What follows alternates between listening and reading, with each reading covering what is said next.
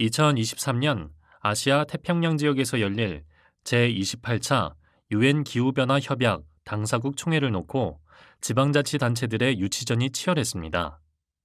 그리고 2021년 영국에서 열리는 제26차 당사국 총회에서 차차기 개최국이 최종 발표될 예정인데 인천, 경기 고양, 전남 여수는 한국 개최가 유력하다며 일찌감치 도전장을 던졌으며 부산은 개최국이 한국으로 결정되면 유치전에 본격 뛰어들기로 했습니다. 각 지자체에 따르면 행사 유치 관계자들은 유엔 기후변화 협약 당사국 총회 개최 의사를 밝힌 국가가 없어 한국이 유력하다며 2022년부터 행사 준비에 들어가면 시간이 너무 촉박해 개최 도시를 우선 선정해야 한다고 주장했습니다. 유엔 기후변화 협약은 유엔의 기후변화 관련 최종 의사결정 기구로 세계 198개국이 회원으로 가입해 있으며 매년 주요 대륙을 순회하며 총회를 열어 기후 분야 올림픽이라고도 불립니다. 그렇기 때문에 지자체들이 당사국 총회 유치에 적극적인 이유는 각 정부의 환경 분야 행정 수반은 물론 기후 전문가와 관광객이 2만 명 이상 쏟아져 들어오기 때문이며 지역 경제 생산 유발 효과가 최대 1,600억 원에 달할 정도로 경제 활성화에 큰 도움이 될 것으로 기대하고 있기 때문입니다. 지금 보신 내용은 최근 가장 이슈가 되고 있는 국제회의 유치 관련 기사입니다. 기사 내용을 보면 인천광역시, 고양시, 여수시가 적극적으로 도전장을 던졌다고 되어 있는데 과연 어떤 일들을 하고 있는 것일까요? 국제회의 유치와 관련된 기본 지식과 유치 업무 개요에 대해 알아볼까요? 이번 시간에 학습 목표와 학습 내용을 알아보겠습니다.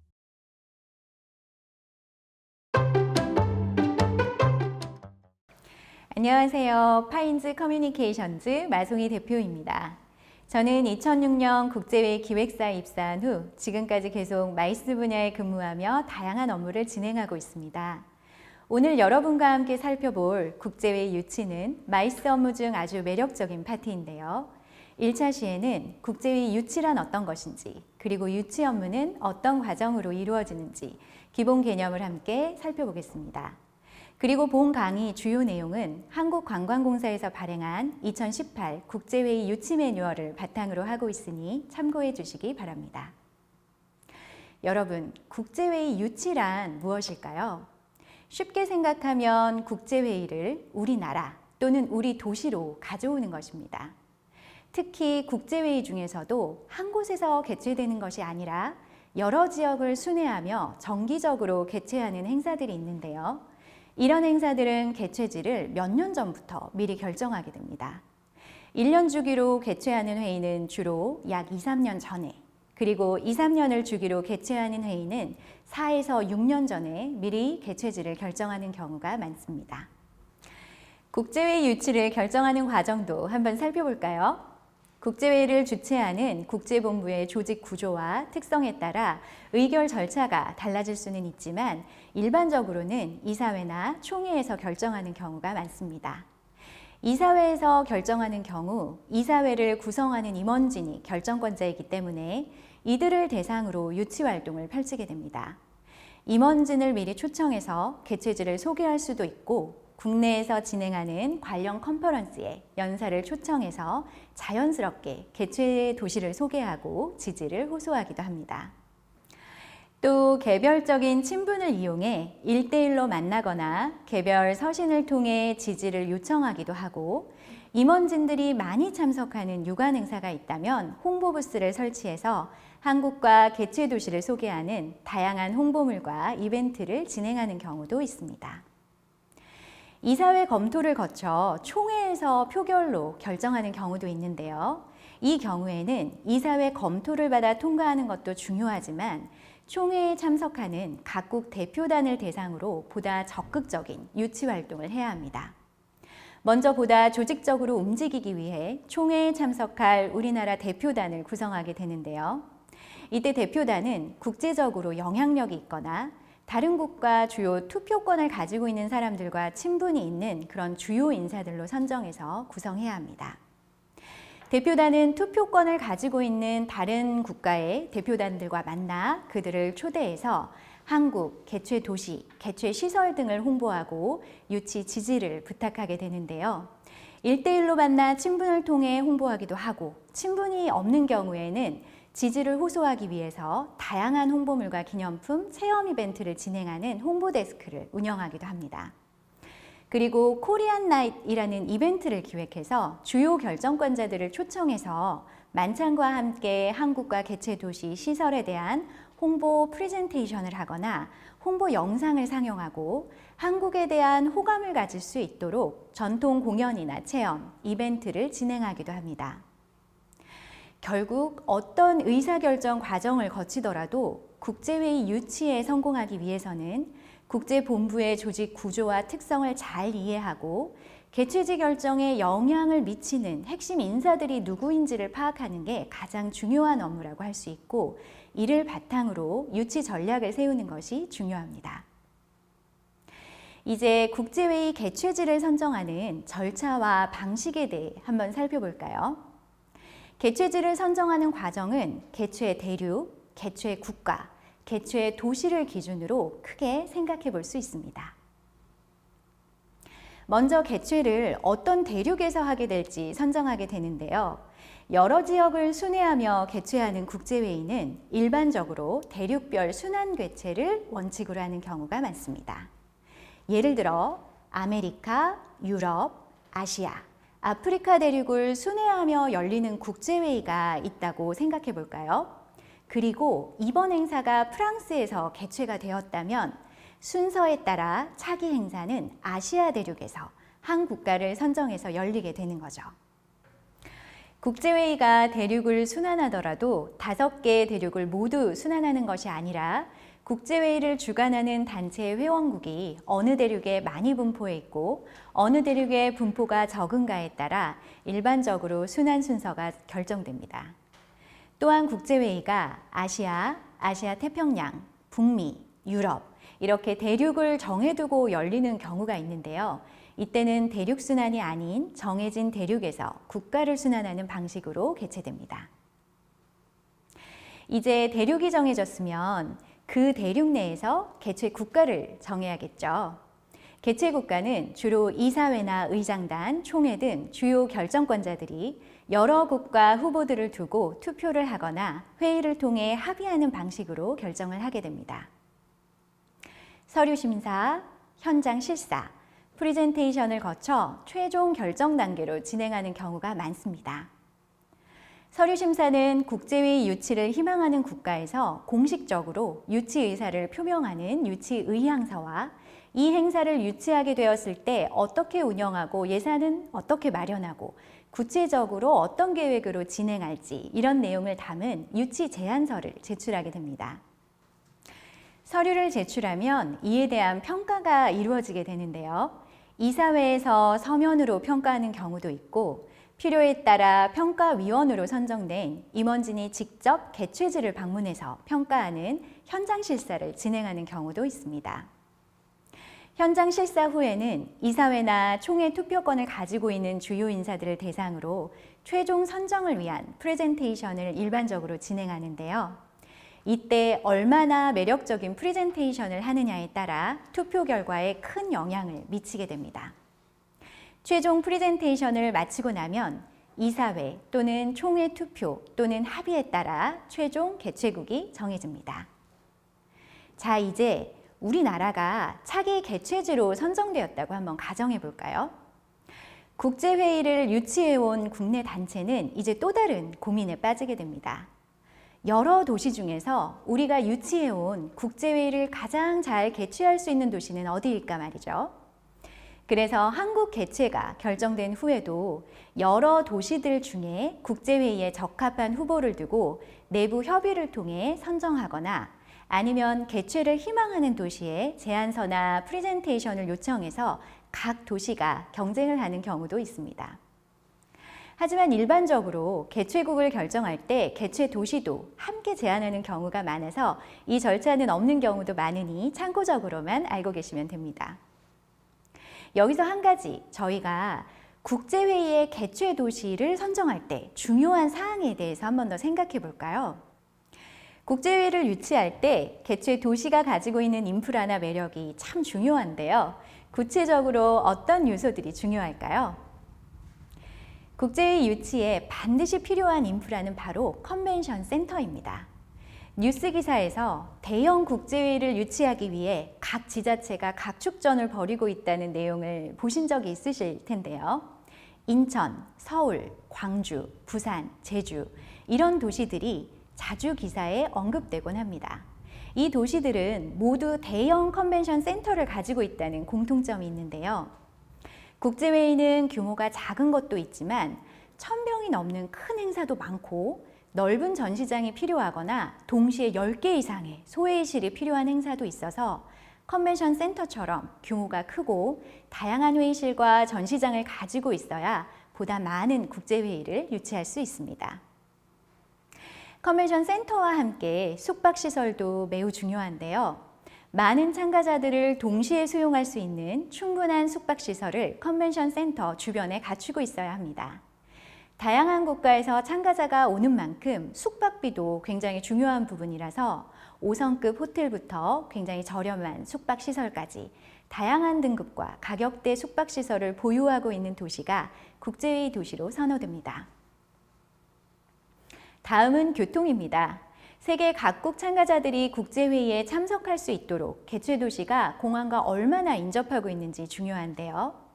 또한 참가자들이 행사 기간 동안 머무르면서 편리하게 이동할 수 있도록 대중교통이 얼마나 잘 갖추어져 있는지도 보게 됩니다.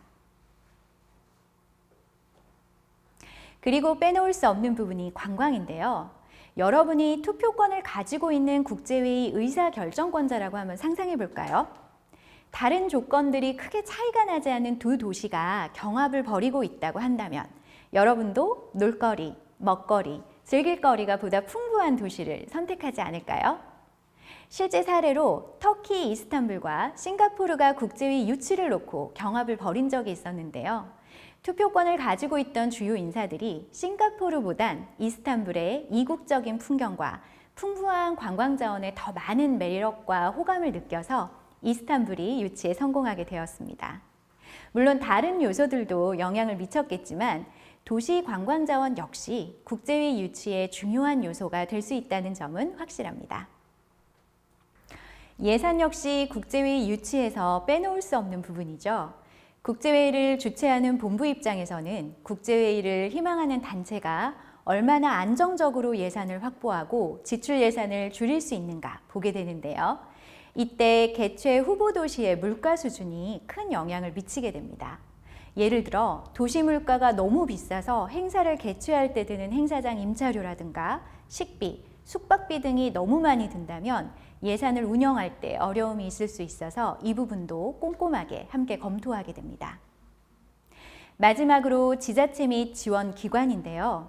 우리 국제회의에 개최 국가나 도시 그리고 관련 기관이 얼마나 많은 지지를 해주느냐를 보게 됩니다. 특히 지자체의 적극적인 의지가 아주 중요한데요. 지자체에서 적극적으로 해당 행사를 유치하고자 나설 경우에 공식적인 평가나 비딩 절차와 관계없이 국제회의를 주최하는 본부에서 내부 협의를 통해 개최지로 우선적으로 검토되는 경우도 있습니다. 인천은 이런 국제회의 유치에 필요한 중요한 요소들을 아주 고르게 갖추고 있는데요. 대형 국제 행사를 개최할 수 있는 송도 컨벤시아와 송도 컨벤시아를 중심으로 도보 10분 거리에 1,800객실 이상, 그리고 차량으로 20분 이내에는 4,300객실 이상이나 되는 숙박시설을 보유하고 있습니다. 또한 인천국제공항을 보유하고 있는 대한민국의 관문도시이기도 하고요. 대중교통도 말할 것 없이 아주 잘 돼 있고요. 계양장, 을왕리, 송도 센트럴파크 등 매력적인 관광지와 함께 인천시와 인천관광공사가 적극적으로 국제회의를 지원하고 있습니다. 잘 갖춰진 마이스 인프라로 인천은 2017 세계 수의사 대회, 2018 제6차 통계지식 정책에 관한 OECD 세계포럼, 2019 UN 기후변화 협약 적응주간 국가 적응계획 국제포럼, 2020 ADB 연차총회 등 여러 대형 국제회의를 성공적으로 유치해서 개최해오고 있는데요. 앞으로도 더욱 많은 국제회의들이 인천에 유치될 거라 생각됩니다.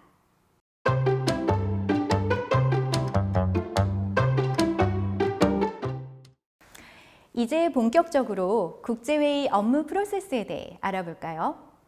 국제회의 유치 업무 프로세스는 크게 첫 번째 유치단체 발굴, 두 번째 유치계획 수립, 세 번째 유치의향서 제출, 네 번째 유치 제안서 제출, 다섯 번째 현장 답사, 여섯 번째 홍보 활동, 일곱 번째 프레젠테이션, 여덟 번째 개최지 결정으로 진행됩니다.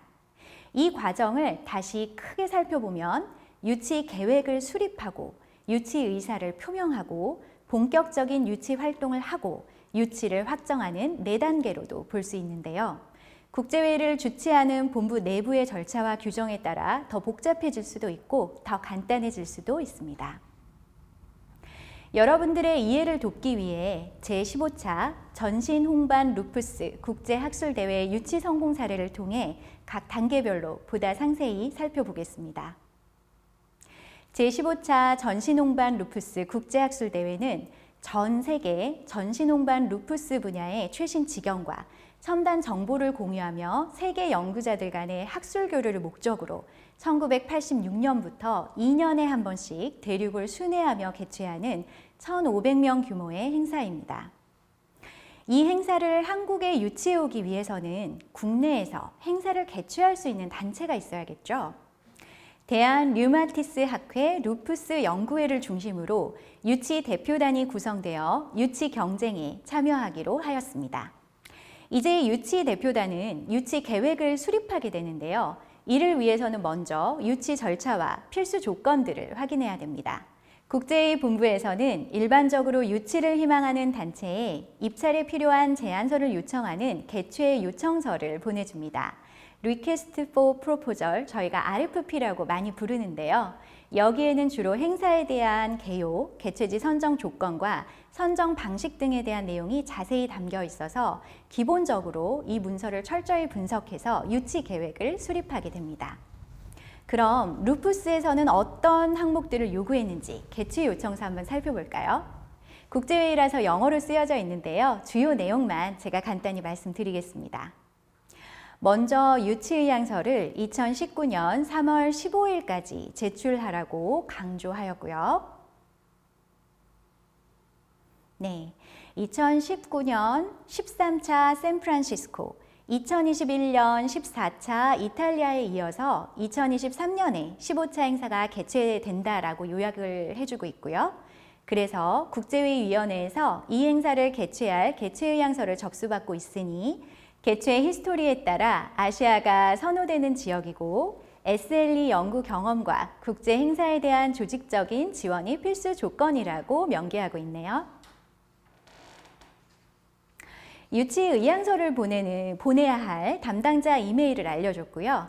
의향서를 제출한 단체는 2019년 4월 샌프란시스코 행사에서 임원진에게 프레젠테이션을 하게 된다고 알려주고 있네요. 프레젠테이션 장소와 시간에 대해 구체적인 정보를 주고 있고요. 10분 발표, 그리고 5에서 10장 슬라이드를 요청하고 있습니다. 다음은 프레젠테이션에 필요한 주요 내용을 알려주고 있는데요. 입찰에 참여하는 우리 단체의 주요 목표와 비전, 그리고 이점, 행사 개최 역량을 알려주고 있고 이 외에도 왜 우리가 선택이 되어야 하는지 그 이유를 말하라고 하면서 예시를 좀 들어주고 있습니다. 예를 들어 다른 경쟁 국가보다 접근성이 좋다거나 유명한 랜드마크, 관광지들이 있어서 참가자들이 더 좋은 시설과 환경을 가질 수 있다거나 아니면 또 더 좋은 재정적인 지원이 가능하다거나 참관객들이 좋은 시설을 쓸 수 있다는 내용을 기재하라고 하네요.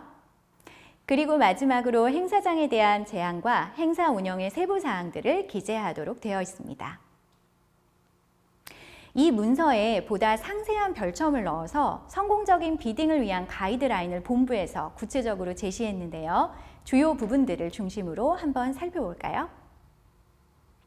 행사가 유럽 루푸스 학술대회랑 번갈아 개최되기 때문에 홀수년도 매 2년마다 개최하고 있다고 알려주고 각 학술대회는 조직위원장, 조직위원회, 사무국, 재정, 운영 등 모두 독립적으로 진행해야 된다고 명시했고요. 차기 행사 조직위원장의 역할에 대해서 조금 더 구체적으로 보여주고 있고요. 행사 운영 사무국으로는 국제회의 기획사 PCO라고 부르는 저희 전문 기획사를 써야 한다고 명시했어요. 그리고 조직위원회가 기업 후원을 비롯한 재정을 마련하는 데 책임을 져야 한다고 하고 있고요. 적합한 회의시설을 갖춘 행사장에서 개최를 해야 된다는 점, 행사장은 1,500에서 2,000명을 수용할 수 있어야 된다는 조건을 달았고요. 학술대회 프로그램에 대한 부분을 상세히 기재해 두었는데요. 수준 높은 학술 프로그램을 구성해주고 임상과 기초 연구자들이 모두 참여할 수 있도록 구성해주고 플래너리 세션과 동시 세션을 균형 있게 배치하되 동시 세션을 3개 이상 넣지 말고 구연 발표자를 위한 기회를 주어야 하고 새로운 연구자들이 참여할 수 있는 기회를 주는 그런 프로그램을 기획하도록 명시되어 있습니다. 특히 새로운 연구자들이 참여할 수 있도록 재정적인 지원도 요청하고 있고요.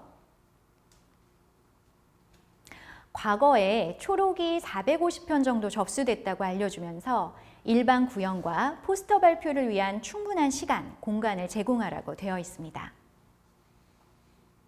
환자가 참여할 수 있는 프로그램 기획도 중요하다고 표시가 되어 있네요. 이 외에도 임원진 미팅이라든지 전차대회 회장단에 대한 예우라든지 여러 가지 조건들이 상세히 명시되어 있습니다. 한국유치대표단은 바로 이런 개최 요청서를 철저히 분석하고 예상되는 경쟁 국가와 한국 개최 시 강점과 약점에 대해서도 분석을 해서 유치 계획을 수립하였습니다. 루푸스 사례에서도 볼 수 있듯이 유치 조건으로 일반적으로 회의의 규모, 개최 시기, 숙박시설, 교통, 관광 및 사교 행사 프로그램 등이 중요합니다. 또 과거 행사 참가자 수를 바탕으로 회의 규모와 성격에 맞으며 회의에 필요한 전문 장비를 갖추고 있는 행사장을 리스트업해서 최적의 행사장을 선정하고 제안해야 합니다. 그리고 개최 시기 역시 국제본부 가이드라인에 따라 조율하되 참가율을 높일 수 있도록 유사 행사와 인접한 기간은 피하고요. 장마나 태풍같이 안 좋은 날씨가 예상되는 시기도 피해서 최적의 기간을 제한합니다. 또한 행사장과 가까운 거리에 있는 다양한 숙박시설, 공항, 호텔, 행사장 간의 교통, 관광 및 한국문화 체험 등 참가자들을 위한 다양한 프로그램도 고려하게 됩니다. 또한 개최의 역량적인 측면으로 주최 측의 조직력을 보여주기 위해 국제적으로 영향력 있는 국내 주요 인사들로 조직위원회를 구성하고 과거에 개최했던 유관 국제행사 실적을 정리해서 국내 동원 가능한 참가자 수 그리고 예산 확보 방안에 대해서도 구체적으로 계획합니다. 또한 유치 경쟁 국가와 장단점을 비교해서 접근 전략을 세우고 외부 환경적인 부분도 고려하게 되는데요. 여러분 요즘 같은 코로나 시기에 방역에 대한 이슈도 유치에 큰 영향을 미칠 수 있어서 이 부분에 대한 자료도 보완해서 유치 제안서나 홍보활동 시에 반영할 수 있도록 미리 준비해야 합니다. 국제회의 유치는 계획 단계부터 관련 지원기관의 도움을 받을 수 있는데요. 한국관광공사나 개최 장소로 확정한 도시의 컨벤션 뷰로, 컨벤션 센터에 다양한 지원 제도가 있어서 전문적인 컨설팅도 받을 수 있고 유치 자금도 지원받을 수 있습니다. 오늘은 이렇게 국제회의 유치에 대한 기본 지식과 유치 업무 프로세스 중에서 유치 계획 단계에 대해 알아봤는데요. 다음 시간에는 유치 업무 핵심이라고 할 수 있는 유치 제안서 작성과 현장 홍보 활동, 프레젠테이션에 대해서 구체적으로 알아보겠습니다. 감사합니다.